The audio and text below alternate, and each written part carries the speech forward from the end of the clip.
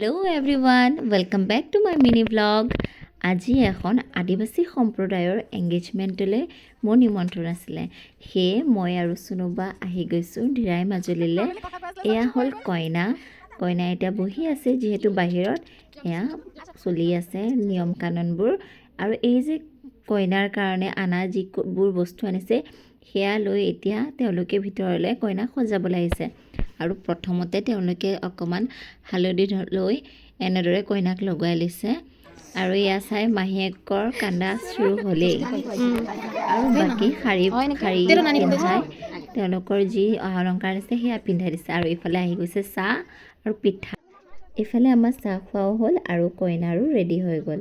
এতিয়া কইনাক লৈ তেওঁলোকে ওলাই যাব সমাজৰ মাজলৈ।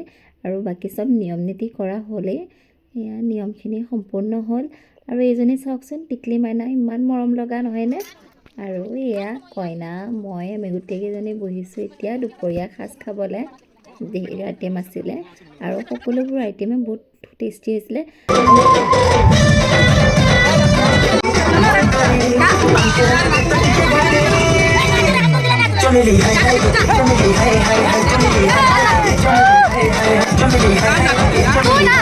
আৰু এনেদৰে নাচ বাগ শেষ কৰি পেলাই ইয়াত দৰা ঘৰৰ মানুহ যাবলৈ ওলাইছে।